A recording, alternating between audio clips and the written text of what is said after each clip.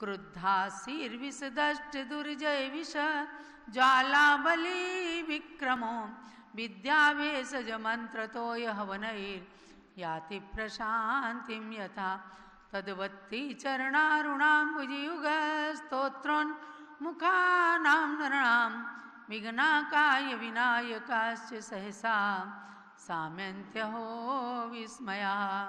बहुत सुंदर बात कही।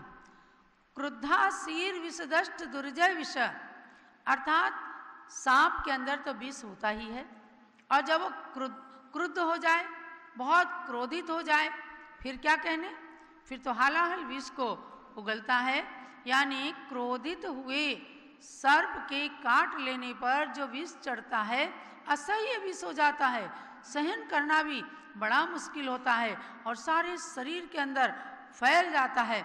उस समय क्या करते हैं प्राणी कि उस समय विद्या भेषज मंत्र तोय हवनैर् याति प्रशांतिम यथा, तो कोई गारुड़ी विद्या के द्वारा किसी सपेरे को बुलाते हैं, वह किसी किसी तरह से बीन बजा बजा करके और अपनी गारुड़ी विद्या के द्वारा उस विष को उतारता है।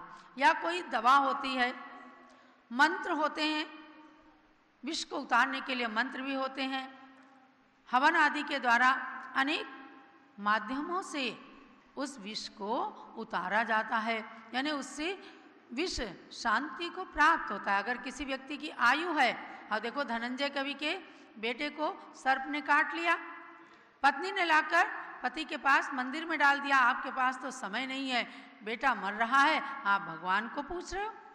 धनंजय कवि ने विषापहार स्तोत्र पढ़ा, विषापहारम मणिमौ सिधानी मंत्रम समुद्दिश्य रसायनम, चाहे भगवान आपका नाम तो सबसे बड़ा ही रसायन है।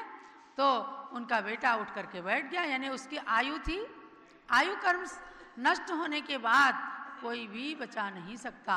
आयु कर्म शेष है तो ये कारण काम आते हैं, यानी कि बाह्य निमित्तों से विष दूर होता है।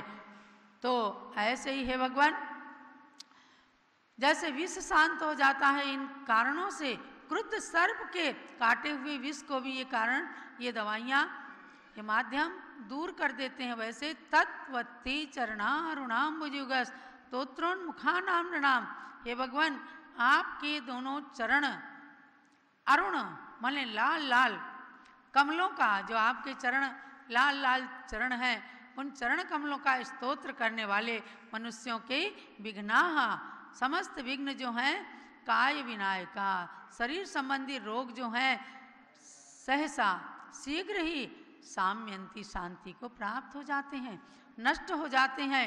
ये बड़े आश्चर्य की बात है।